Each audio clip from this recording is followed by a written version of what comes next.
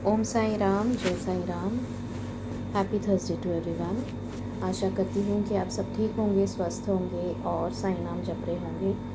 आज बाबा की कृपा से बहुत ही प्यारा एक एक्सपीरियंस साई रात्रि संदेश से जुड़ा हुआ किसी ने हमारे साथ शेयर किया है। बाबा की एक बहुत ही प्यारी सी बेटी हैं।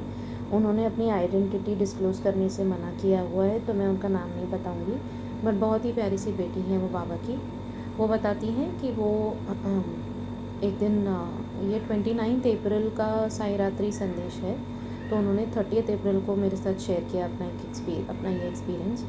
बोले कि 29 अप्रैल को ही ड्यूरिंग द डे वो ना अपना एक जैसे गर्ल्स लगाती ना फेस पैक वगैरह लगाती हैं, तो बोले फेस पैक लगा के मैं बैठी हुई थी और वो एक छोटे से गांव से हैं। तो बोली कि वहाँ पर मैं फेस पैक लगा के अपने घर पे बैठी थी, तो घर के बाहर ही जो आसपास की 2-3 आंटीज़ हैं वो बात कर रही थी। उनकी गांव की एक लड़की की शादी फिक्स हुई है उसके बारे में। तो वो जो लड़की इट सीम्स बहुत प्रिटी है जिसकी शादी तय हुई है। तो ये बातें सब सुन रही थी और फेस पैक लगा के वहाँ बैठी हुई थी। तो इतने में उनका कोई तो पड़ोसी आया और इसको चिढ़ाने लग गया कि हाँ, तेरी भी शादी जल्दी फिक्स हो जाएगी, तू इतनी सुंदर जो बन जाएगी, अभी तूने फेस पैक भी लगाया है। तो इन्होंने मुझे बताया कि वो लड़का मुझे चिढ़ा रहा था क्योंकि इनका रंग थोड़ा सांवला है। तो बोली कि थोड़ा नहीं, मेरा बहुत सांवला है और इसीलिए मैं फेस पैक वगैरह लगाती हूँ।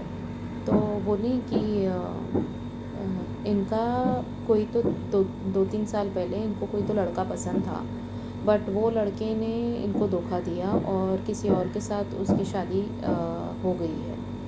तो इनको बहुत ऑब्वियसली बहुत दुख हुआ था क्योंकि ये कम से कम शायद 3 या 4 साल तक उनके साथ थी और उनका मतलब इनकी तरफ से तो था प्यार।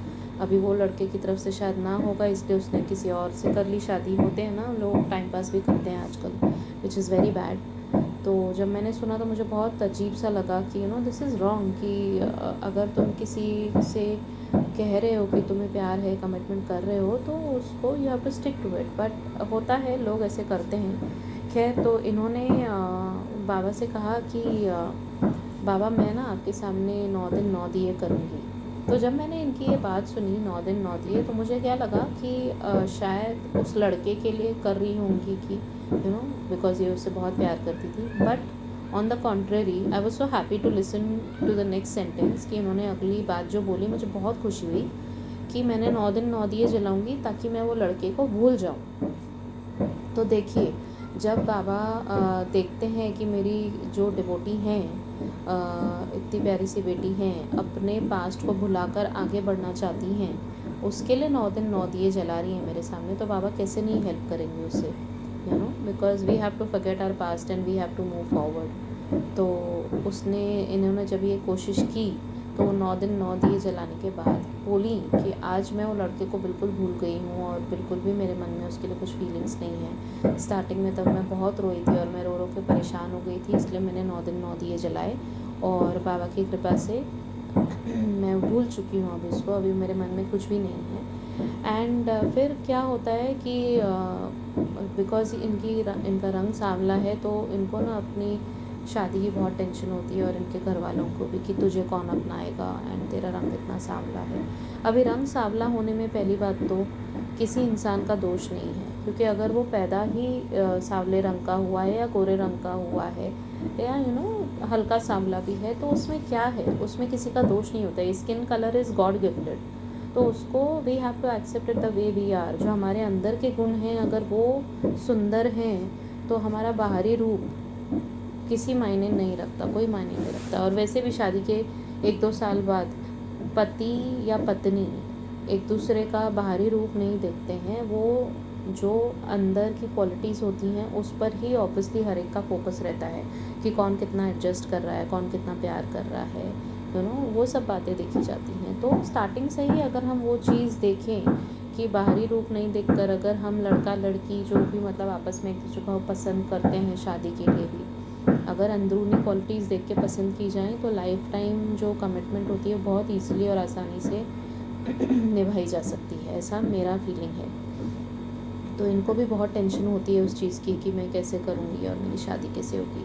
और तो ये मन ही मन ना उस दिन बाबा से बहुत बोल रही थी कि बाबा मेरे अंदर तो कुछ ज़्यादा ऐसे गुण नहीं है, मैं सुंदर नहीं हूँ, पता नहीं मेरी कैसे किससे शादी होगी, आप संभाल लेना, जो अच्छा होगा मुझे दे देना।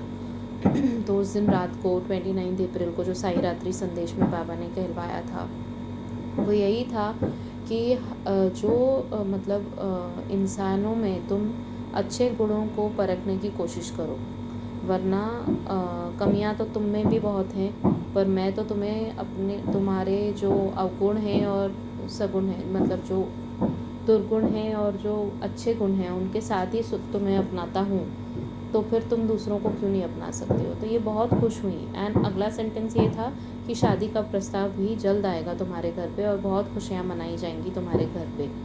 तो जो मतलब दिन भर इनके मन में विचार चल रहे थे कि बाबा मुझे कोई अच्छा लड़का देना, एंड मेरे अंदर अच्छे मतलब इतने गुण नहीं हैं, तो बाबा ने उसका क्लैरिफिकेशन भी कर दिया कि तुम जैसी हो मुझे वैसी ही पसंद हो, एंड तुम्हारे घर पे शादी का प्रस्ताव भी मैं जल्द भेजूँगा। तो उन्होंने अगले दिन ही हमारे साथ अपना ये एक्सपीरियंस शेयर किया, and I was very happy and I just pray for her कि बाबा जल्द उनके घर पे एक अच्छा सा शादी का प्रस्ताव भेजें, लड़का एक अच्छा सा भेजें और उनकी शादी हो जाए। And let's pray for this little side devotee की मतलब इनकी शादी अच्छे घर में हो। आप सबसे रिक्वेस्ट करती हूँ कि आप लोग भी प्रे कीजिए जब आप ये सुन रहे होंगे ये इनका एक्सपीरियंस।